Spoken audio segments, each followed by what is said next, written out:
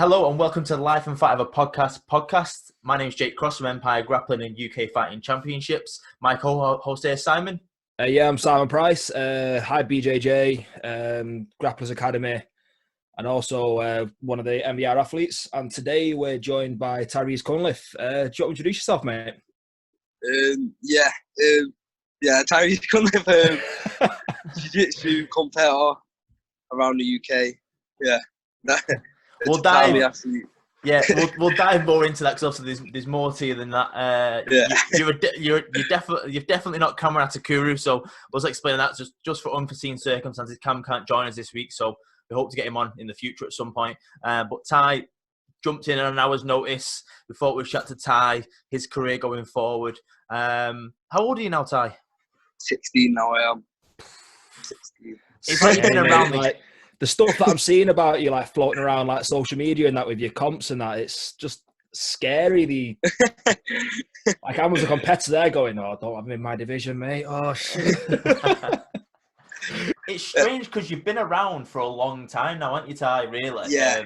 I've been on the scene now for about three years, but 3 years solid, like competing all the time. Like, so when you started, obviously, I literally trained with Steve a couple of times. That is I'll say originally it was downstairs, so he's now upstairs. Yeah. And you were literally 12 at the time, maybe? Yeah. Wow. So 12 or 30, something like that.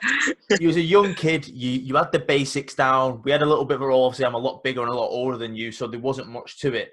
And then I returned probably 3 years. So at some point last year, I returned, had a bit of a role with you guys. Obviously, when Steve was away. Mate, you not just beasted me, you beasted every single person on that mat. Well, I mean, like where if someone younger than you's getting the better of you, I'm going there going, right, I'm going to switch out my technique mind here now. I'm just going to go full tilt with strength. Yeah. What got you into the sport? What at that age, did you or your mum know Steve personally, or how did you get into it? My mum actually knew like all the Stevens family because like same area, whatever. So my mum's originally from Monsell, if you know it, like, and then like that's where Steve's family's from. And then I got into a bit of a street fight in it. So I've been beat up or whatever, and then my mum made me go do a bit of MMA or whatever. And then I started originally with Will Burke, you know, Predator. Yeah, Will, yeah, I know Will.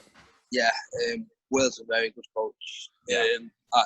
And then I moved up, like over with Steve. We were just doing MMA, just like stand up, just a bit of grappling. And then he gave me a gi, you know, blitz, like that was my first ever gi. The old sandpaper ones. Yeah.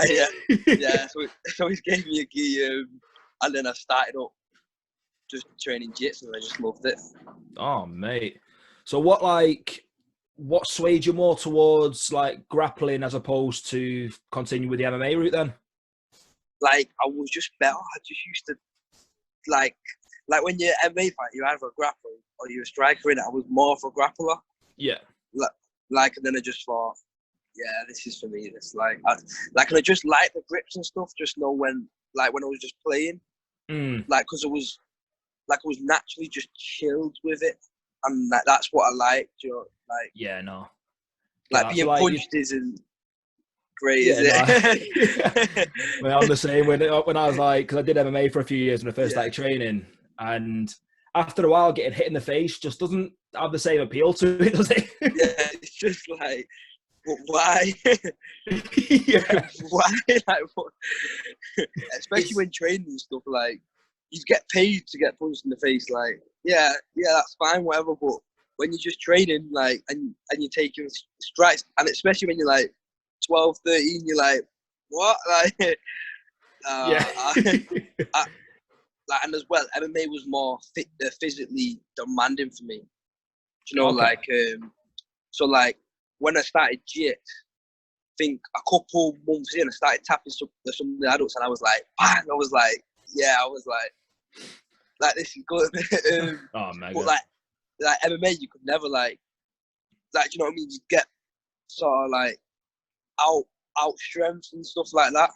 Whilst JIT is just jits, isn't it? Like jits will win. Do you know what I mean? Like you can play a bit more, can't you, with jits? Yeah. You can sort of lay back. If you're having a bit of a bad day, so to speak, you can sort of lay there, forget about your problems, and just have a bit of a play. Whereas if you've had a bad day and you're not on it with MMA, it's going to be a worse day.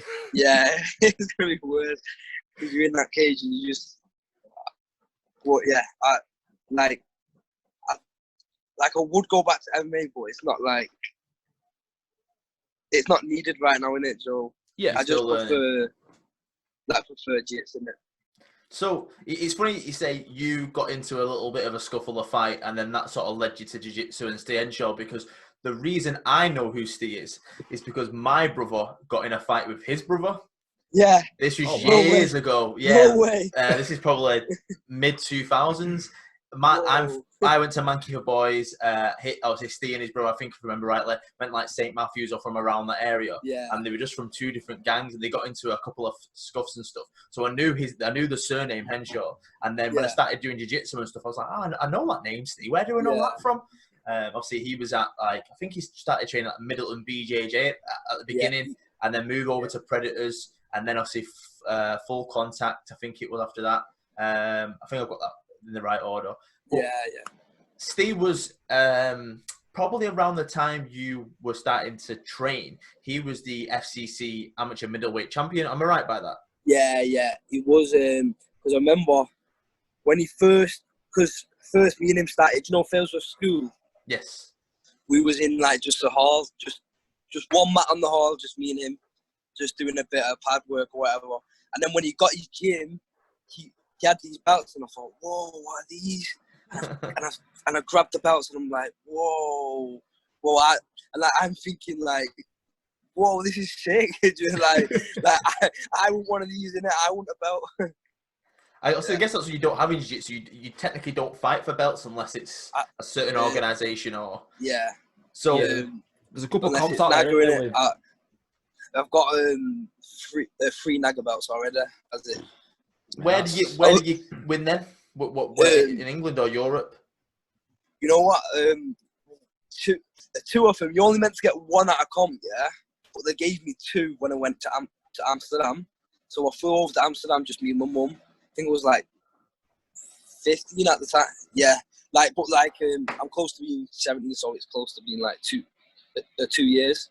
But yeah, I flew over, like just me and my mum, and it was only us two from that team. And then the only other Manchester teams I've seen, I think, was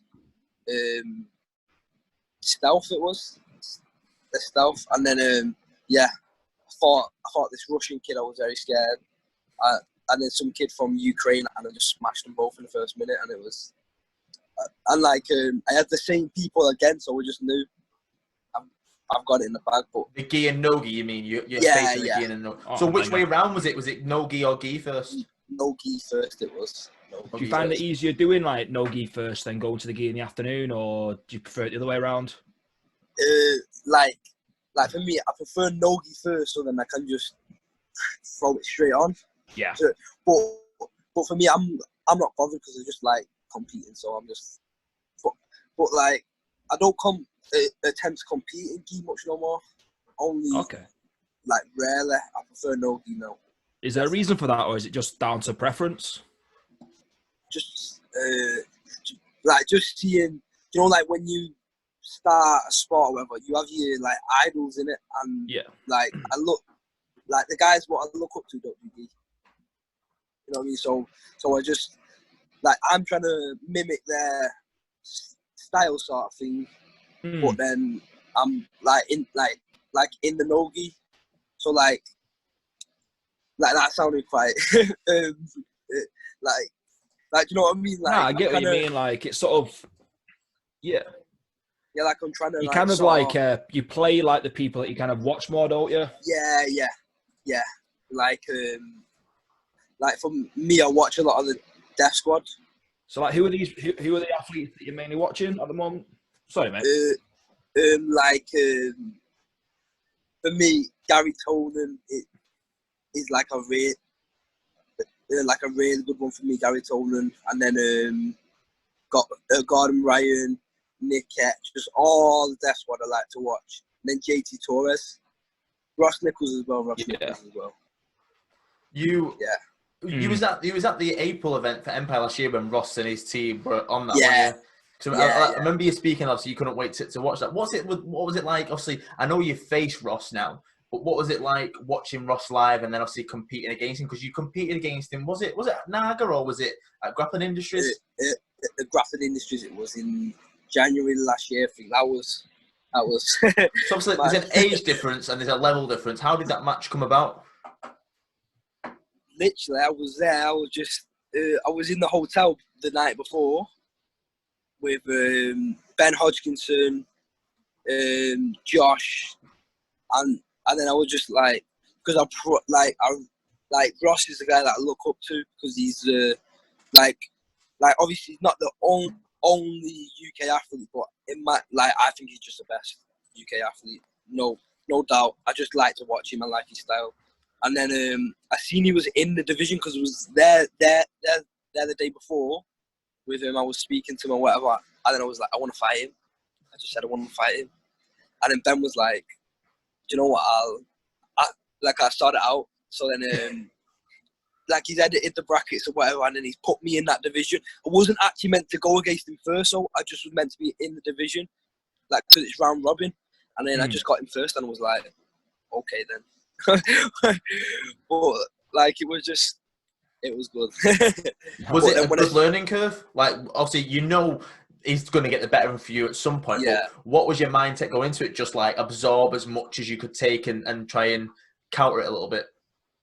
It was just if you see, I go in and I try flying triangle him. I just took it as any other match, but I just wanted to feel what the best feels like. Do you know what I mean? I just wanted to when you rolling or whatever, and then someone's extremely better than you, you get a shock feeling. You're like, whoa, this guy's good, and I wanted to know what it felt like almost. And I've started rolling with him or whatever, and then I was just literally, as soon as I started attacking, he just bang. He just was like, I'm not taking no risk. I'm bang. You're the first match of the round. yeah, you got. Then brilliant. And he actually caught me with his signature, the armbar, what he does. Yeah. So yeah. You get through that match, you face one of your idols in Ross, obviously, and then you can see him compete at Empire in the North versus South. Obviously, you know him by then. Do you feel like you built up a bit of a rapport with him now? Someone that you look up to, that's someone that you could speak to on a level as a friend now? Yeah, every time I see him, I speak to him or whatever. And he's really sound. He's one of the nicest guys you'll meet. It's mad though because of how good he actually is. He's just. Do you know what I mean? How humble he is. Yeah, you tend to see the top athletes where if you can say you go somewhere, you are extremely tougher than everyone there. You tend to just not care. You tend to just oh, yeah, people just come to me. he's in a hall and he's he knows he's better than everyone. He knows he could probably tap every single person in this hall in about 30 seconds. But he's just he's still speaking to you, which is cool, innit? I don't think Gordon Ryan or someone would be that cool. Do you know what I mean? He's just extremely humble. He's it's mad. It's crazy. Well, let's ask Gordon. We've got him on the other line. Let's see what he's saying. But off the back of that, though, would you say sort of you aim to carry yourself a bit more like Ross, even though you look up to the styles of the likes of Gordon Ryan and stuff? You want to carry yourself as a gent as opposed to a bit of a jester, like Mr. Ryan.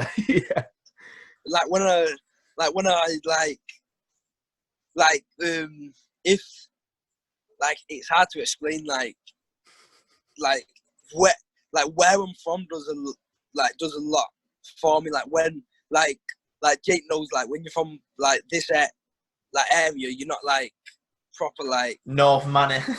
yeah, like you're North Manny, innit? Do you know what I mean? So like for an example, on one of my most recent sub-onlys, I think it was last year, I called someone out because it was talking about me. There was, do you know what I mean? Being like so called about like that's not for me. That's not like cocky or whatever. Like that's like right. You're talking. You're gonna have to get it now. Do you know what I mean? That like getting interest like, next match, innit? Yeah, like it's keeping people interested. So like I'm not gonna say I'm gonna be as humble as Ross because Ross is like super humble. Yeah, like like super humble. Like he would never like. I couldn't imagine him talking crap about anyone or to someone. But I would like for me if someone's like mocking me or trying to like embarrass me or whatever, I'm calling them out straight away and I want to smash them. Do you know what I mean? Like I'm like I'm not about that talking stuff. But if someone's getting about saying, yeah, this person is crap or whatever, like, well, why don't you fight me then? Do you know what I mean? Like, yeah, no, it makes sense, mate. Like, kind of like put your money where the mouth is. Yeah, like it happened on my last. I'm not going to mention his name because. No, do it. Fuck it. Do it. So yeah, this guy Stephen Stokes. I don't know if you know him. Stephen Stokes. Do you know Inside? Yeah. The name sounds familiar. Yeah. Purple Belt from it's under Lucio, isn't it? Yeah. I think his dad's a black belt under Lucio, so he basically lived in the gym or whatever. But me and him had some back and forth over the years, and he was talking shit to me when I was 14. So I'm like, I've grown up a little bit, and I'm 16 now, and I don't forget things like that. I'm remembering, and then we had a little bit of a roll, like the stealth open mat, we're rolling, whatever. I've subbed him. He got onto my back for like a second, like no hooks in or whatever. And because I subbed him, and I don't know if he didn't like it or whatever, he's literally just started face choking me like all over my face. Not even like hair. I won't mind if it was hair, but he's just ragged it. So I was just like, I'm not rolling me. Like I just said, like you can't do things like that. And he's talking, saying, oh yeah, he's a baby, like all this to his teammate. So then I've worn that SSF via heel up in about a minute or whatever. Then I've stood up and I went, you're next, like shouted it, Stephen, you're next, whatever. So he's in the crowd? Yeah, but he was on the VIP bit so everyone could see him. You know what I mean? So I'm like, you're next. That match. Yeah, like I'm shouting, you're next. And then I said to that, I want him. He said, like 90 kg. I said, I don't care, I want him. For me, weight no matter. I'm just like, but then he refused to fight me to Deck, I think it was. So like, I messaged him and said, let's fight. You know what I mean? Let's have a match. And then he said, no, not yet. I'm not competing at that SSF or whatever. So then I've what's it called? So then Deck did a Facebook post saying like something about that team quintet thing. Yeah. I don't know if you've seen it. Yeah. And then he tagged his teammates saying, let's do it. So I've replied like, I thought you weren't doing the event. So then he's not put anything at all. Like his teammates are funny. I know his teammates. I train with his teammates, and they're all like egging him on, saying, "Fight him, or whatever." And then he's like, "No." But like, I think he's realised now because he's one of them people who will probably talk shit on the underground or whatever. I think he's realised you can't do that stuff in real life now. Do you know? Yeah. You can't. I'm sure you'll come across him out there in the comp scene at some point anyway, where you can sort of prove your point anyway. Yeah, so the scene's a very small community, so it's more than likely you're going to come across each other. Yeah, like definitely. But I just want it in front of everyone. Like, do you know what I mean? So, but I'll just wait. I'm not bothered. Like the longer he waits, he's just getting worse for him because I've not stopped growing yet. Yeah. It's like, fight me now while you still can. Yeah, I think that's what his teammate actually said to him. Said like, you may as well just fight him now. He's 16. He's not going to stop growing. Like what? The funny thing is, like you say about his dad, I think his name's John. Is that right? Yeah. So Yeah. I've knew them for a few years, Grapple Nation Empire, and Yeah. he was like you. He was the young prodigy, and obviously now he's older now. I'm sure he's a purple belt. He does very well when he competes. He was a scary dude when he was younger. He's still scary now, but a bit like you, walking through divisions at the teenage ranks and then at the juvenile ranks, and obviously then at the early adults as well. It's a matchup I'll be interested in seeing, and like you say, you're not worried about weight limits. It's just about the bout, whether that's in the next year or a few years or whatever. I think it'll happen. You're blue now, purple. What are you now? Blue. Obviously, I think that's more because of your age. I think your level is very, very high. Is it like 17 when you can get the purple belt? I could probably get my purple belt now, I think, because I seen Michael Galvile. He's a bit younger than me. Like, he's a few months younger than me, and he's still purple. But it's just hard to get matches in it. Like, But I've never competed. I'm JJS, so doesn't really I'm matter not too bothered about the rankings or whatever. Like as long as I can go to a couple fight a few belts, then I'm happy. Do you know what I mean? Like, if I can test myself, plus it looks good. Like it looks good if you're there and you tap a few purples, browns, blacks, whatever, and you like just a blue belt. Do you know what I mean? Yeah. But I'm just gutted that I'm gonna be 17 in a few months. Like, it sounds good, 16, but 17. You mean because you won't be the child prodigy anymore? You're getting old now. That's when the adult divisions come in more frequently now, and start making a storm in there a bit more. It's like in the last week, and obviously Simon's a few months older than me in the last sort of 8 months. Me and her are now technically masters because we're over 30. Well, we're 30 now, so I'm in denial, mate. I'm still competing in adults. As soon as this lockdown's over, I'm in denial about that. I think if I return to competing at some point, I hope to compete again at some point in the future. I think I wouldn't go to masters. I think I would still compete adults at least for a couple of times. Then when I get smashed, I'll be like, yeah, I'm gonna go my own age. Like you see a few people who go adult. I thought this one black belt is called Wim de Pooter. He's from the Netherlands. He's on BJJ Fanatics. The guy with dreadlocks? No. He's bald. He's quite old. He's 40. Okay. He competes adults. He was in my division. If he wasn't in my division, I would have won, but he was. And then, them bloody seniors coming down to adults. Yeah. Oh. Them guys, man. Them guys. But like, it was cool because me and him actually met in the final, and he's like trained for like so long, like a crazy amount of time. Like, he's one of them old school black belts, and he's just completely smashed me with his pressure game. He's really good. He's like the man in Amsterdam and all this. Like, he's like the guy. Like, yeah. Is he train? Is it one? Did you train at over? Is it Finfu's place and things like that? I'm not actually too sure. He's like he travels to Netherlands, but he's from like one of them countries surrounding. I'm not too sure, but he's good. He's got good students as well. His students are really good, like his blue belts and stuff. But he just smashed everyone. Like everybody, right? He just, like me, he didn't sub me on one match. We had 2 matches because it was round robin, but I met him in like the final off the elimination, and then met him in the actual final. But like everyone else had like a sub, but then he just.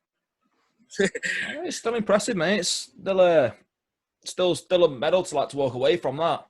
Yeah, that was my first time medaling it. I think that was my first time medaling at a grappling industries, which is hard to do. Like, I'm not sure if you've done one, but you get too many matches, man. You get like so better. It's crazy, man. So obviously you competed at grappling industries, so it's like a round robin depending on how many's in it, and obviously you get a point system and you get put into a semi-final or a final.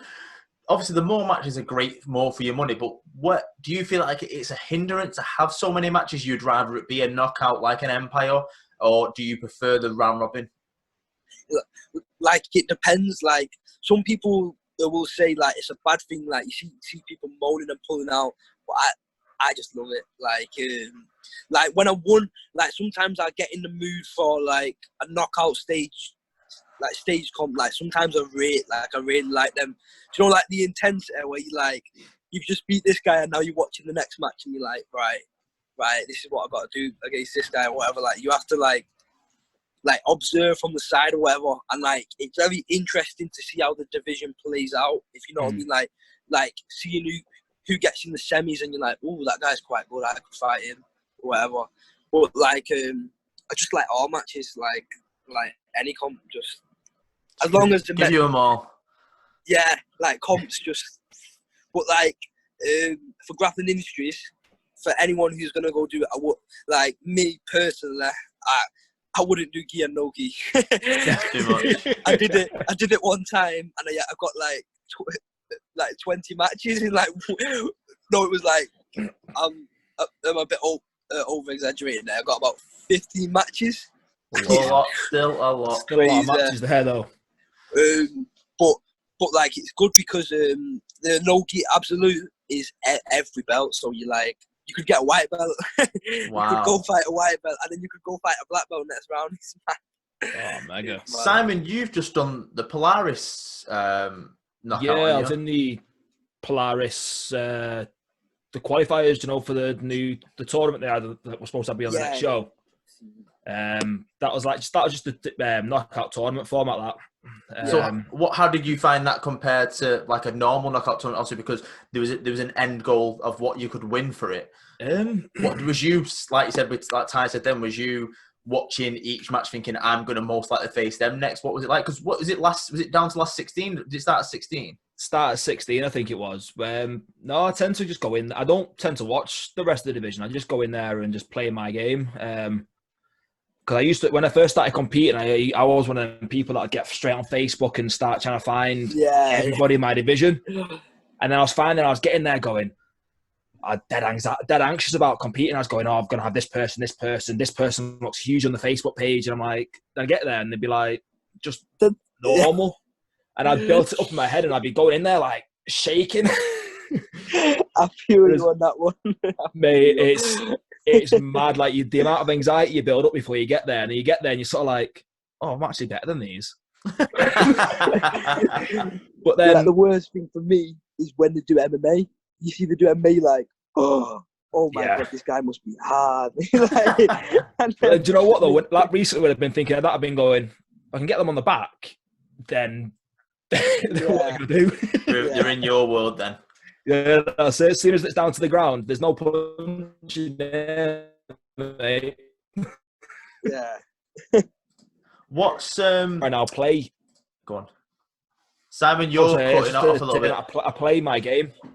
I do a little bit of lag. Yeah, a bit of lag.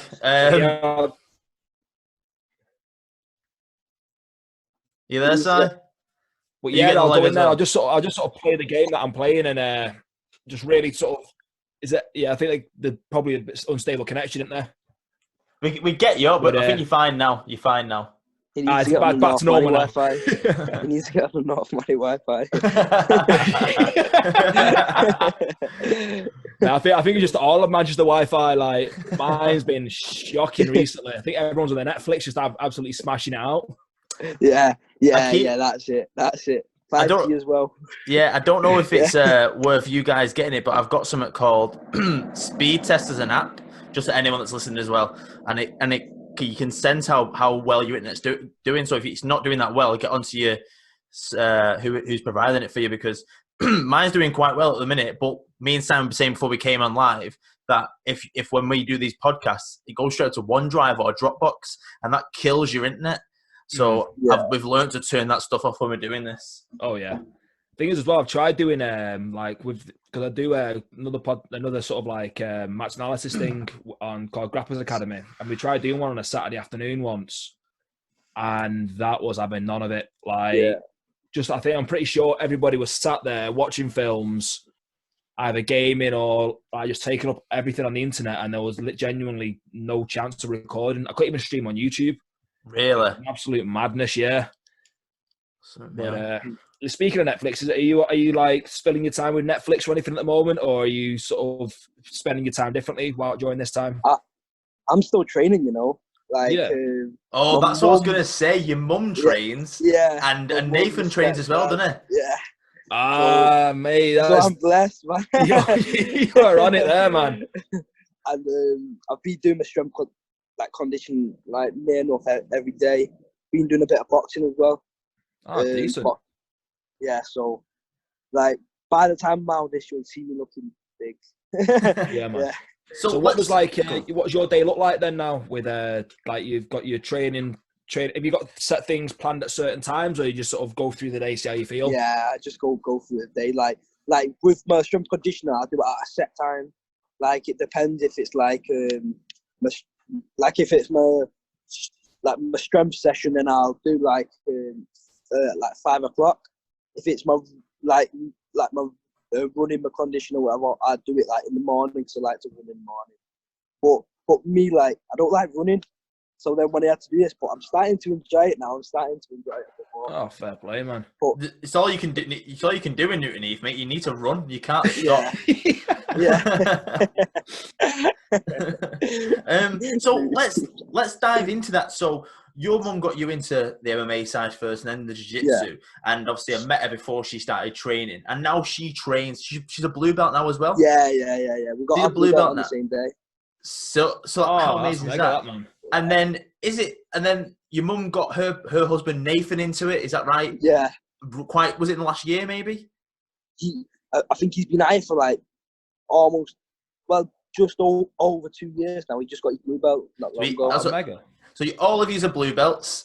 You have mats at home. I've seen the videos. I've seen the images and stuff. You do a bit of judo and stuff. What's that like having? So you've got you've got 2 training partners. You've all got each other to bounce off. Obviously, you do a bit of teaching at Steve's gym when Steve's there anyway. So you technically teach your mum and Nathan a few things. Has that been similar going through stuff with them, or is it just flow rolling? I go through stuff with my mum, but what she does, we'll be rolling, and then she'll ask me to roll. I'm like, and I've told her off, like, you need to ask me before we roll. So then she started asking me. So then, I teach her just whatever she asks. I do my best job of showing her what. Like from my experience, I show her what I do and stuff, and then and then she try to put it into play, like on me. But when I've just taught that, she tried to do it on me when we're rolling, and I'm like, Mum, I just taught you that. What about Nathan? What's it like rolling with Nathan? Do you feel like you learn a lot of him? Obviously, because he's a lot older than you as a man, so it's the male sort of. He's strong. He's going to give you a bit of a test strength-wise. What's it sort of like training with him? Me, like, my strength has went really up. Like, obviously not man strength yet, but like, if I want to wrestle with him, I can wrestle with him. Like, but obviously, like, he's a lot stronger. But I've been training a lot more. Like with grappling, it's weird. Like, people can be bodybuilders, but then when they come into actual grappling, it's like you have to have some sort of grapple strength. In it, so we're sort of evenly matched. But obviously, my technique's a bit better because I've been training a lot longer, whatever. Simon, I guess you could touch. Sorry, Simon, I guess you could touch on that in relation to the PT side because you're a personal trainer and you grappling. Yeah. How do you? So Simon, how do you transition your grappling when you teach jiu-jitsu yourself, Simon, to the what you teach in PT?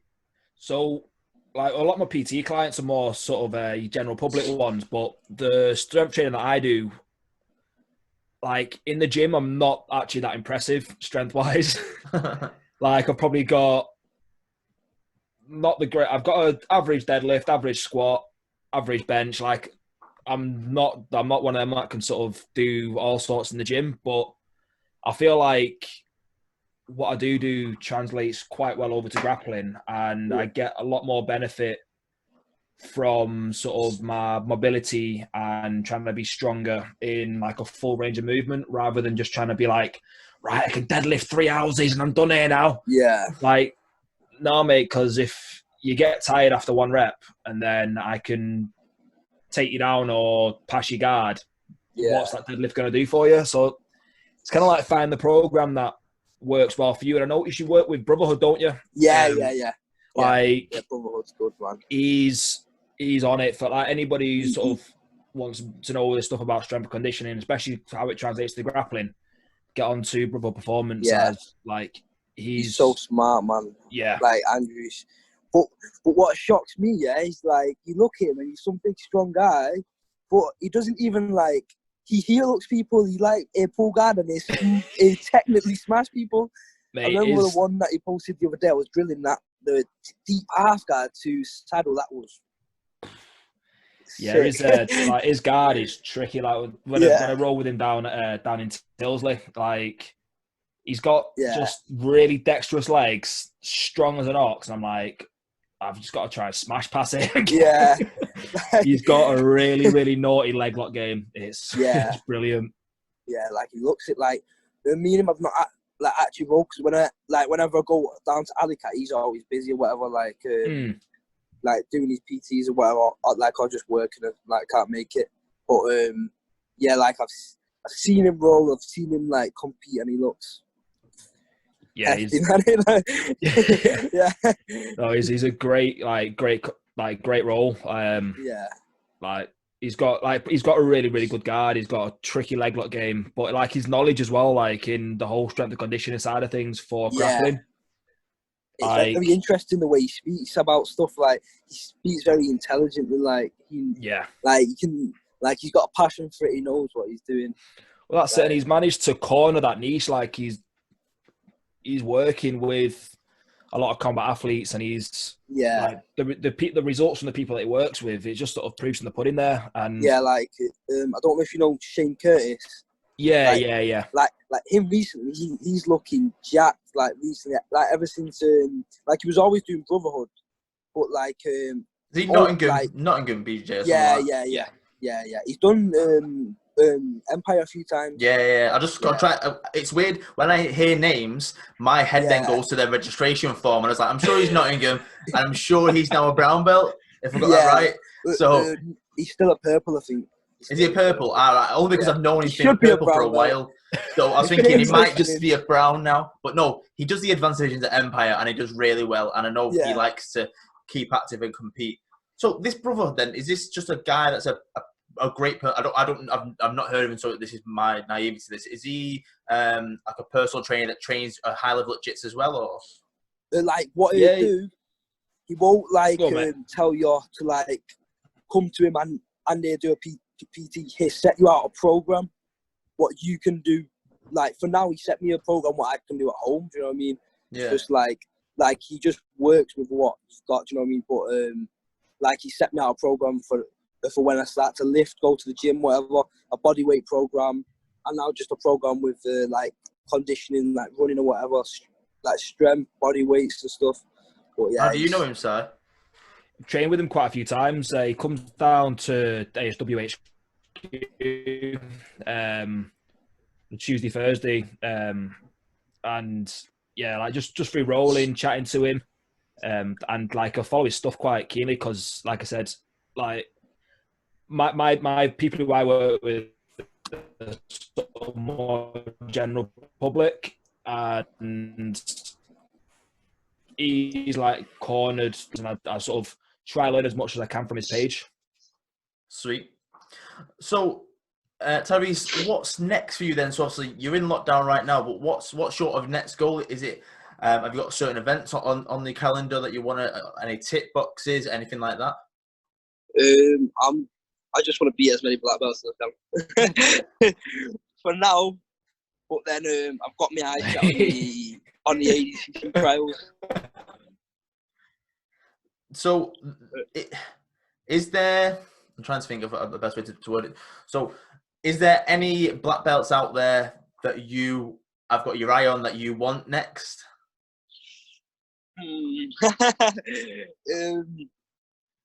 Not gonna get his Gordon Ryan bag now, isn't it? I know. Not in particularly but like just like the local black belts. Like I'm trying to think of like any names, but like the guys you will see at like competing at the events. Like I know that I'm capable, like to beat them. Like I can, like I look at them and I know like I can't beat him. So just anyone who's like higher rank than me, I just want to fight him. Just like anyone, like weight, it don't matter. I just want to fight. Oh, fair play, mate.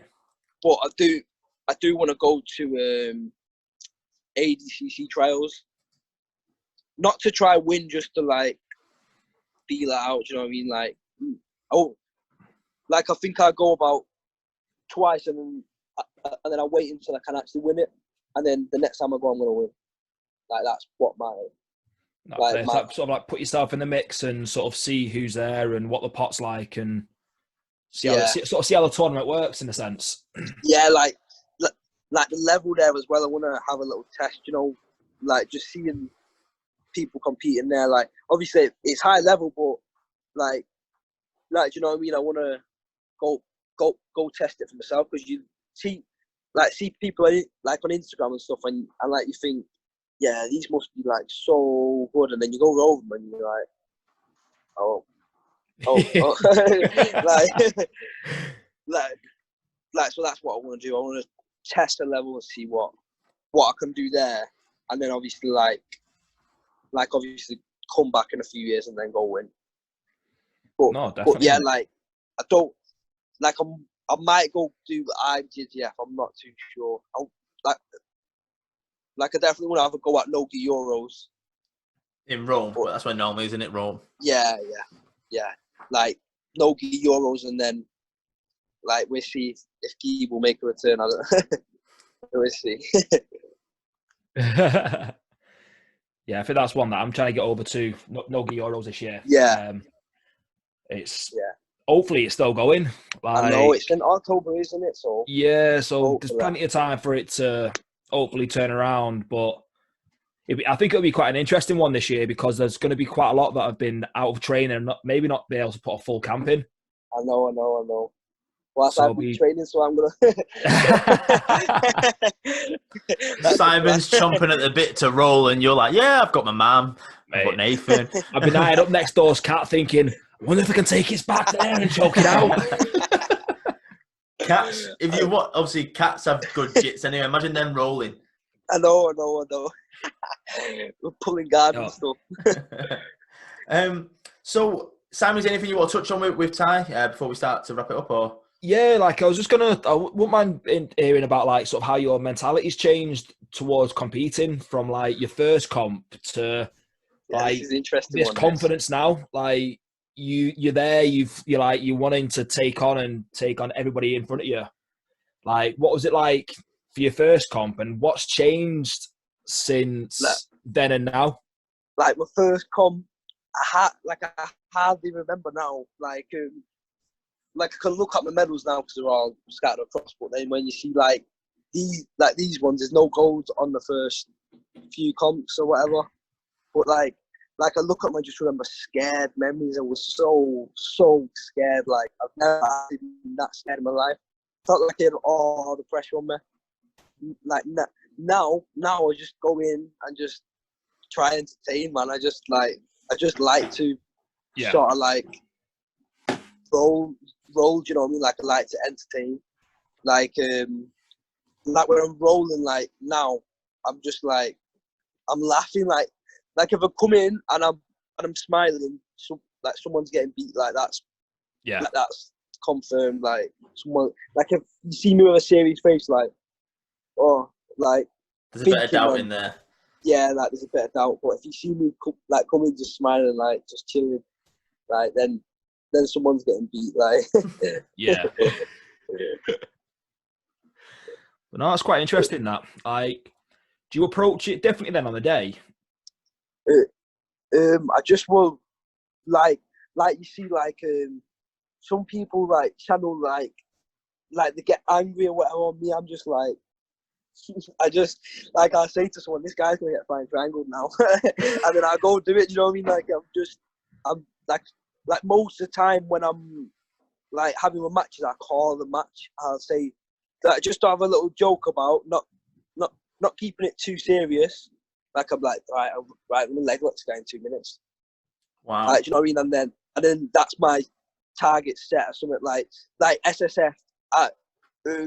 like I knew I was gonna catch him with an inside heel up within about minute 30. And on Snapchat, I took a memory, I took a selfie and said, I'm gonna sub this guy with an inside heel up within 2 minutes, yeah. And I've saved it. 2 days later, when I had the match, and then like I looked back and I was like, oh yeah, I knew. like that's confidence. Yeah. Yeah. Really like, appreciate that confidence, mate. Like I know what I'm gonna sub someone with. Like I look at someone and think I'm gonna beat this guy with that. Like I know, like I 100% know. Like it's weird. It's weird. You from speaking to your mum and stuff, and Steve, you're the sort of grappler and athlete where you study a lot of tape on YouTube and stuff like that, but not just watching a match, but you break down like a certain move. What got you into that? What made you get into that mindset of, right, I'm going to watch someone show an armbar, and then I'm going to do that the same, if not better?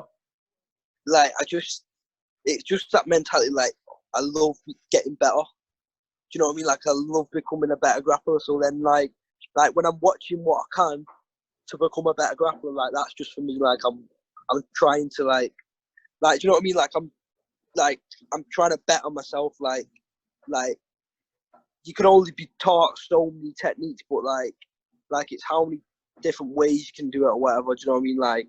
Like everyone knows what an armbar is in like jiu-jitsu, but it's how you get to it, whatever, like how you set it up and whatever. Like that's what I like to learn, as many setups, whatever, as I can, and then I'll try and mix it in with my game or whatever. But it's just basically just trying to better myself. Like I'll be watching a match and then I'll rewatch a set move, like, whoa, that was sick, and then I go do it. Simon, I know you've been breaking down a lot of stuff on the Grapplers Academy and obviously stuff with your Hive guys. What do you think there's a difference of teaching it in a class or recording it for others, or explaining and breaking something down? Do you think there's a difference between the three?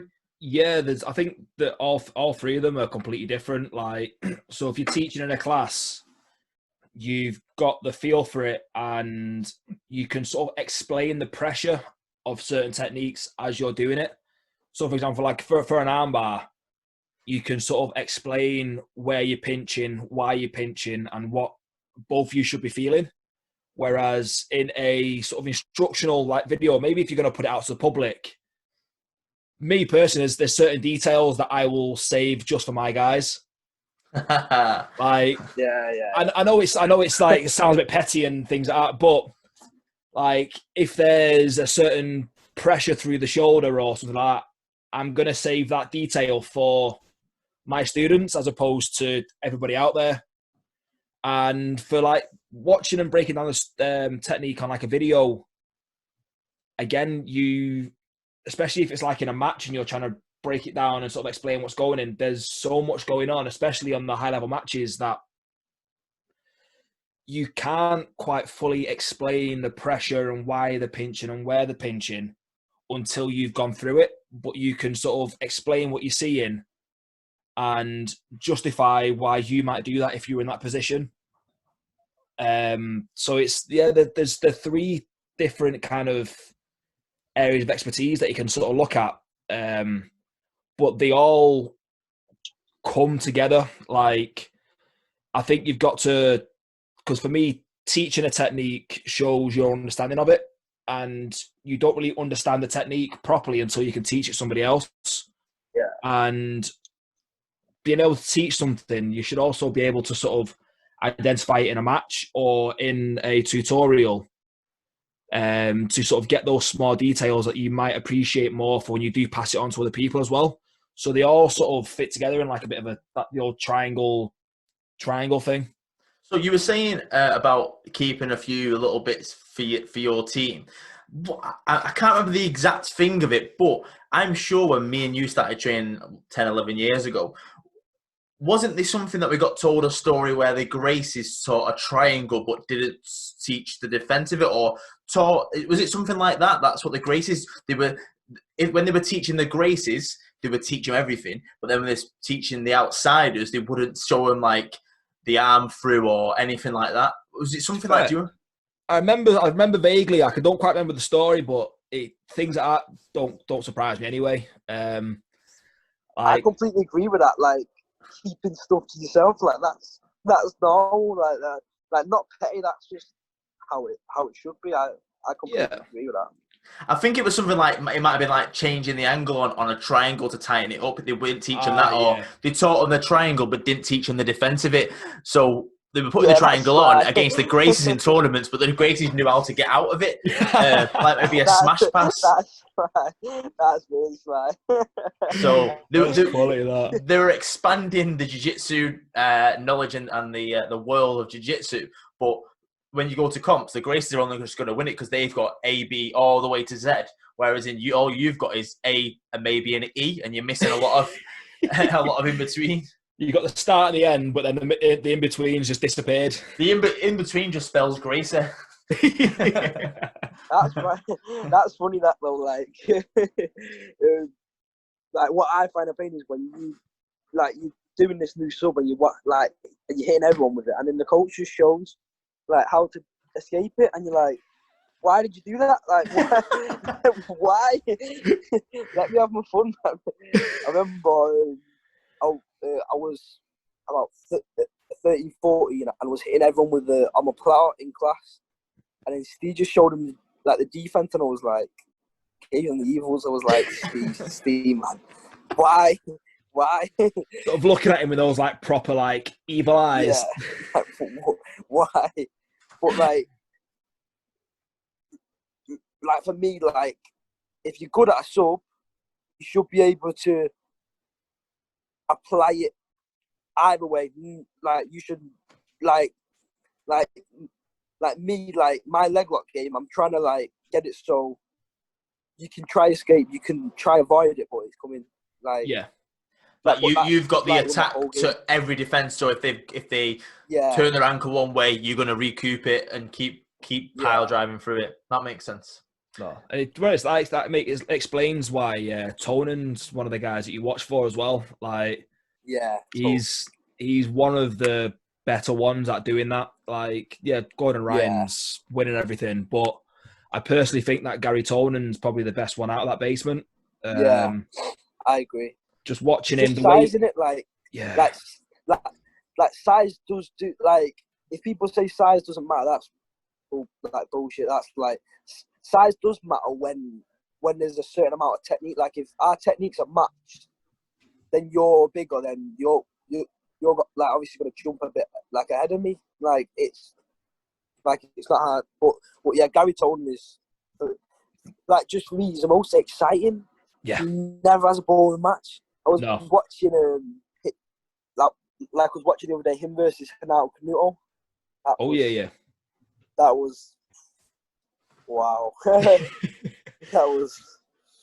It's like tonight we're watching the Gilbert Burns match. We're analysing that tonight with my HIVE with my students, and just the way he sort of attacks the leg, and if they're trying to twist out of it, he'll just keep the heel and adjust his hips and.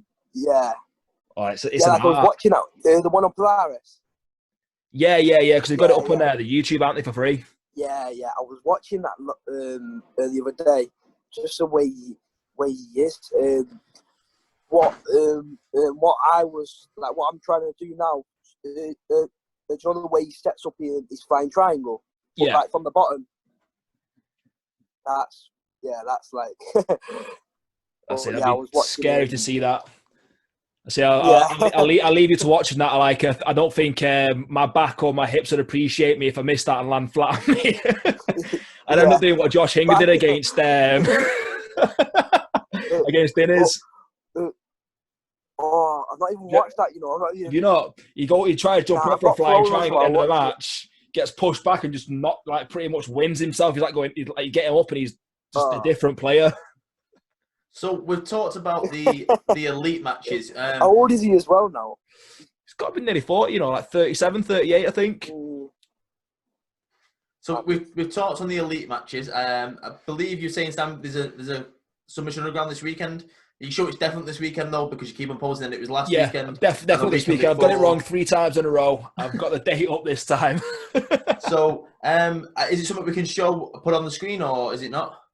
Have you got it up? Yeah, just give me a sec. I'll get the old screen share up. So we've got Submission Underground here this Sunday. It should work out at about 11 p.m. isn't it? So 6 p.m. Eastern, yeah, 11 p.m. it'll start here. So, any names? Any names that stick out for you, Tyreeze? Ethan Krellenstein, Vin, of course, Craig. Richie Martinez. I'm sure Jake's a UFC fighter as well, isn't he?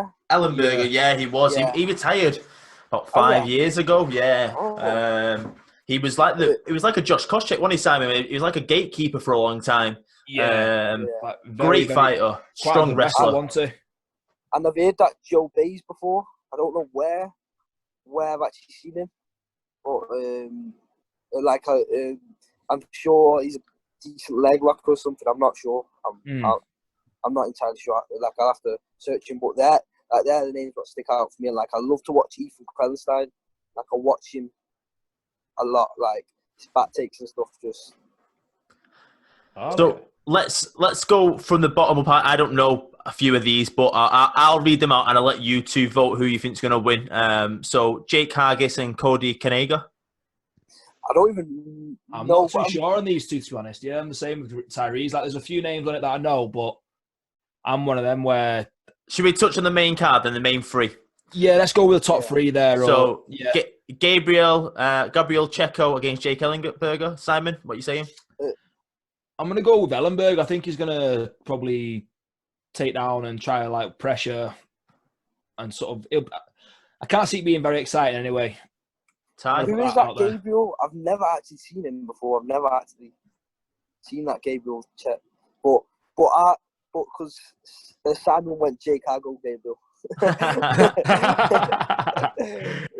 So then you've got co-main event, Austin Vanderford and Richie Martinez. I've heard of both of these, but I know Richie a lot more. I think most people will be like anyway.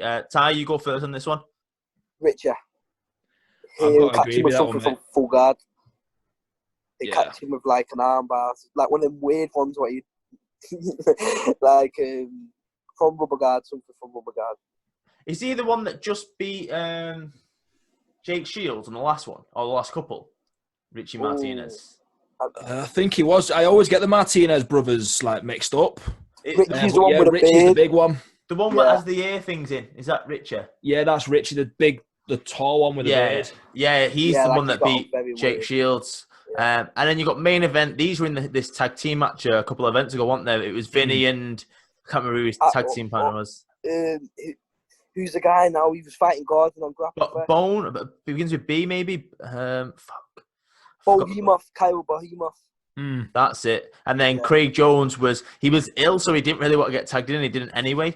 He was teamed up with who was he teamed up with? Nicky Rodriguez. That's it. He's an animal, man. So basically, it was Rod versus Magalhaes, wasn't it, in that fight? That's basically what it was. Yeah. You say you've met him? Very boring, though. Yeah. When I went New York in Jan, I was speaking to him.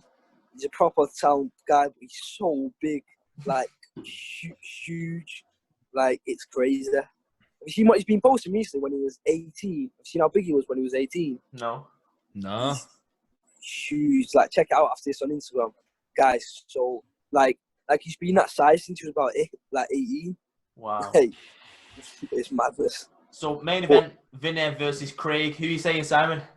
I'm gonna go Vinny, but all honestly, I can see it being a draw. It's a 5-minute match. Yeah, I can see it being a draw. Yeah.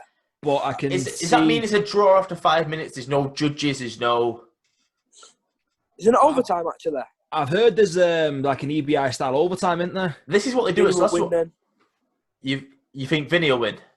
Yeah, if it's overtime, Yeah. I think he'll just hold on for dear life. I think he's going to shut down Craig, I can see him passing the guard, and I can see him like doing the old leg locks don't work trick and keeping safe for the match. Do you reckon Vinny could pull on him? pull guard on him? Because Possibly. Nicky Roddy was pulling guard, and Nicky had a hard time passing his guard, and he's got a very good passing game. I think the thing that Vinny struggles with is because he's such a high level of jiu-jitsu. But he still competes MMA as part of the Professional Fighters League. He does very well in them, so he probably has maybe 6-7 fights a year. Then he tries to concentrate on these jiu-jitsu fights, and then you've got animals like your Jones and your Tonins and Nicky Rods, etc. That they're 24/7, 365 jiu-jitsu and no-gi jiu-jitsu, and they play the game. So if they know it's going to be an EBI thing, they will go over like back takes or spider guard or whatever it is. Yeah. Sorry, spider armbar. So whereas in Magalhães, he's an all-rounder, so he doesn't concentrate on one thing. So I feel if I had to pick, I'm going to say Jones in the EBI, but I would prefer Vinny to win because I'm more of an MMA guy, and I like it when MMA guys come over and dominate in jiu-jitsu because it shows that he's not just one dimensional. I really hope Craig wins, but I just cannot see him like leg locking him. But I don't know. I don't know. Be interesting though if Magalhães does pull guard and it's Jones trying to pass him, because like off Jones when he was grapple on the last Grapple Fest with Wazinski. Yeah, that was a very impressive victory, and Wazinski's no slouch. I know he's got a good guard. He's got a sick guard, hasn't he? Yeah. Was it the Kimura straight to the triangle? That's wasn't it? Oh, then the reverse triangle, wasn't it? Yeah. Some people say it's called Sankaku, but I disagree. It's weird one for me because I should really support Jones because he's sponsored by Barefoot, which is one of my sponsors. But I don't want to prefer Vinny. I think I'm just gonna go Vinny and sorry James and Barefoot. You know, one thing I would like though is if Uncle Hanato's in the crowd, Uncle Hanach.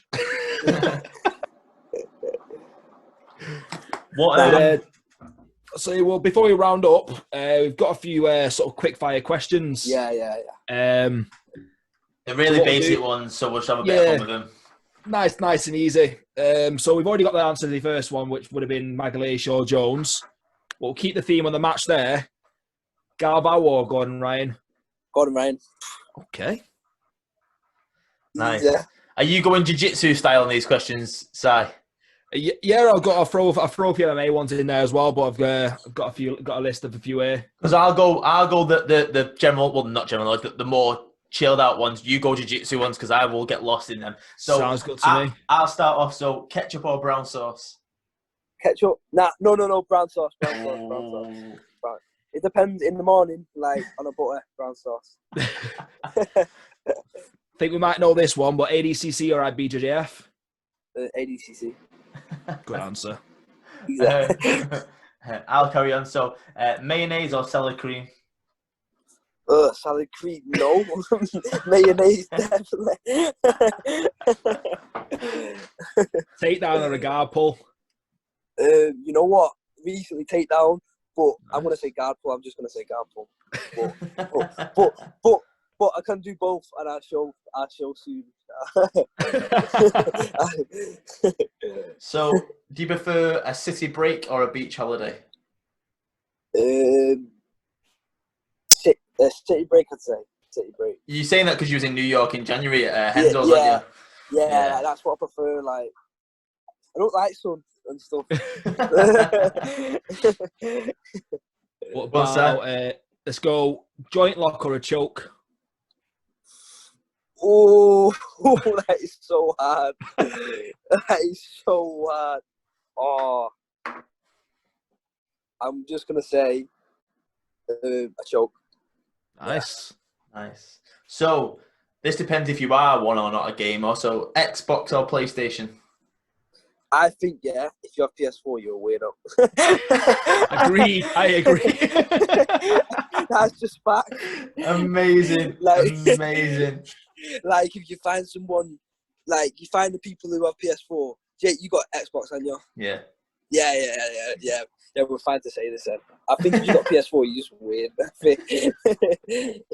So Xbox. It's weird, like, a big group of my friends have Xbox, but then there's a small group, which are all mates that have PlayStation. So I feel like one had PlayStation and they all just followed so they could play with each other.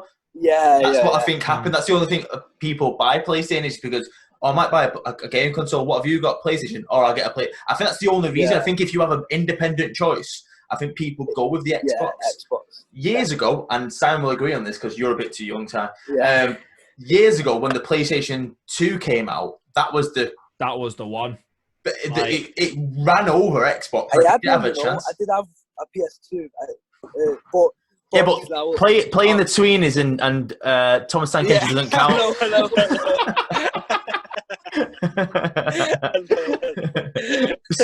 Simon, your question. All right, we're gonna go back on the sauce one. Spice at Nando's. Medium. Safe. Yeah. We were speaking to Mokiev last week and he went, mild. You wouldn't think it. He batters people for a living with a hand with a bit of spice. Keeping on the eating thing, so when you eat, do you have your fork in your left hand or your right hand? Let me think.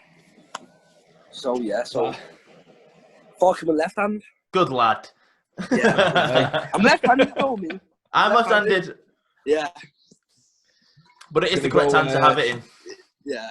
Go on, Your favourite Pokemon? You know what? I don't even get into Pokemon, but I just say Pikachu. Good lad. Yeah, I just say Pikachu. Do you prefer a shower or a bath? Shower that. Baths, nah. Naughty, man. Nah. Like you just sat there and like you just like, why? Like, why you just you get to relax. You get to think about the world.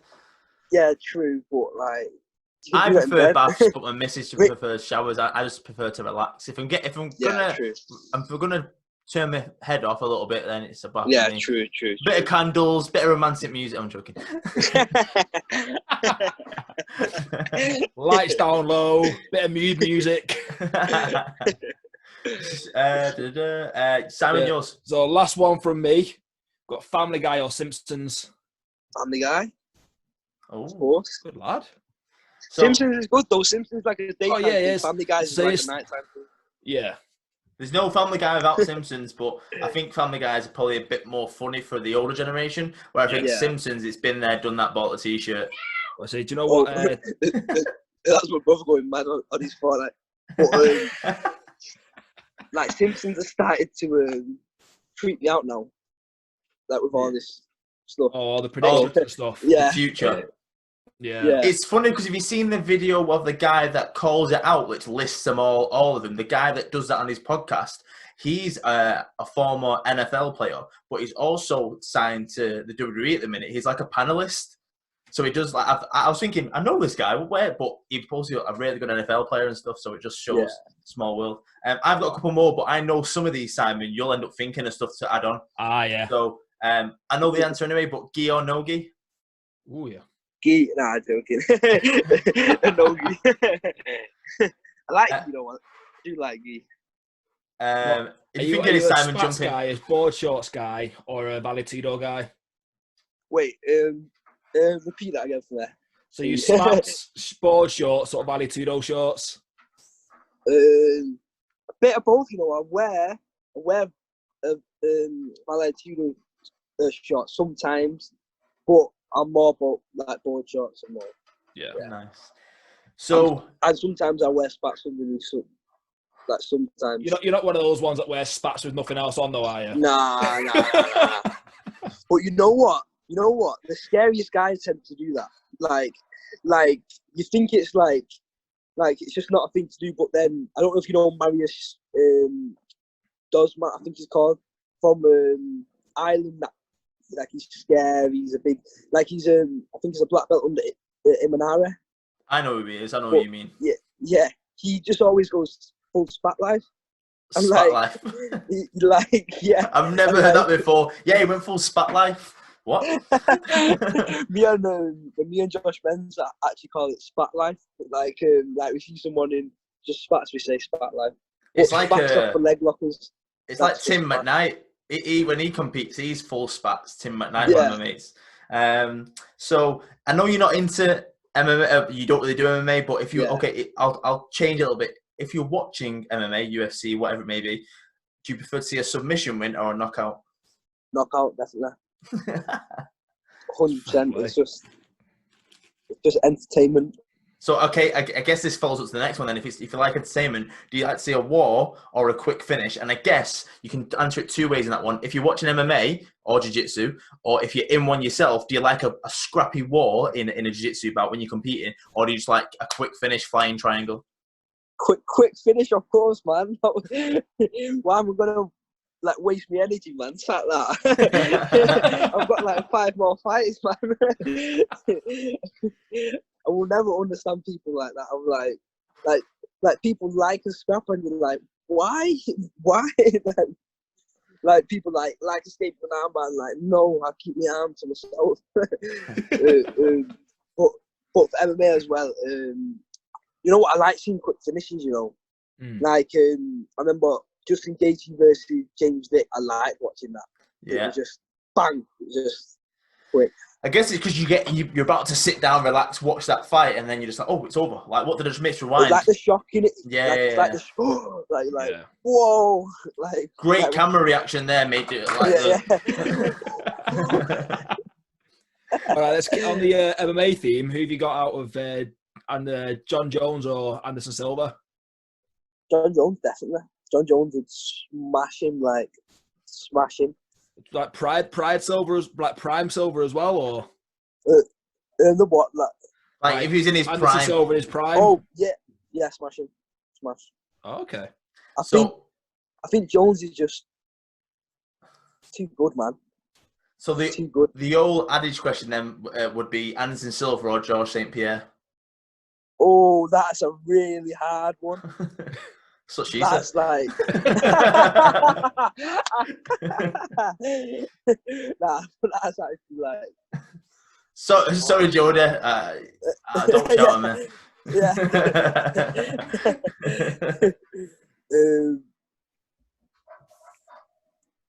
Go on. I'd like to say GSP, but I don't know because I feel like Silva's got a better stand-up. And I don't feel like GSP. I think Silva's too big to get took down off GSP. Interesting. I don't think if it was the GSP that fought Bisping, I think that would be a very different fight. True. Yeah. I'd say GSP then. Because Simon just flicking the switch a little bit. Just dropping that one in there for you. Because like what GSP used to do, like from when I used to watch him, like he didn't even like pass guard or nothing. He just used to sit in guard and just hit you. On that fight, he actually like smashed him, like shown him, like I'm the boss. Like Simon, final question for me, and Simon, see if you click onto this. Tyreeze, what's your favourite word?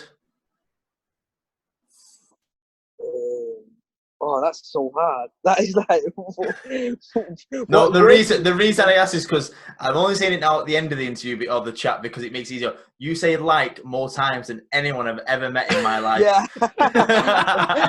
I've actually never noticed that.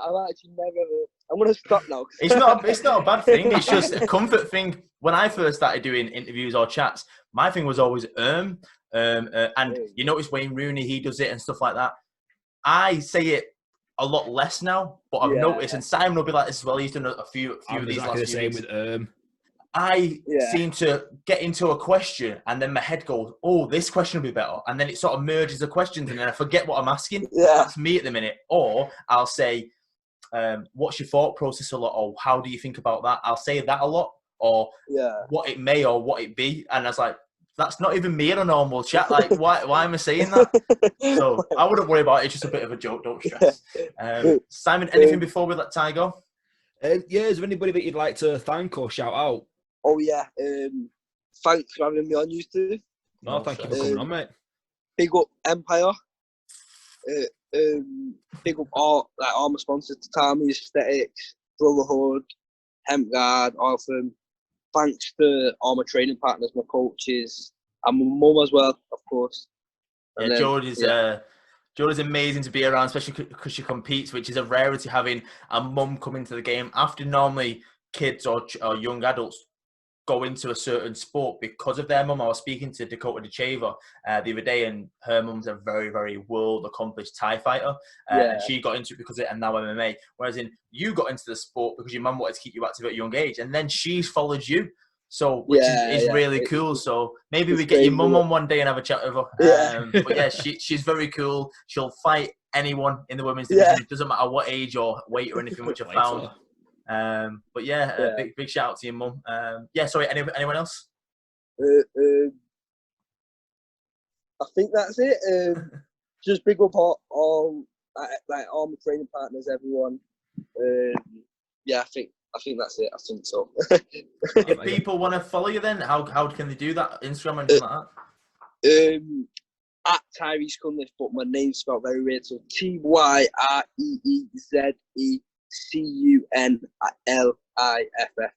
We'll put it in the bio anyway. What we said. We'll put it in there anyway for you. I had to think then to spell my own name. Anything else, Ty? No, all good on my end, mate. It's been a pleasure chatting to you, mate. Thank you, and you. Definitely, pal. Thanks for your time, Ty. A nice one for having me on. Thank you very much. We'll speak to you soon. Thank you very much. Yeah, a nice one, man. I'll see you later. Cheers, mate. See you later.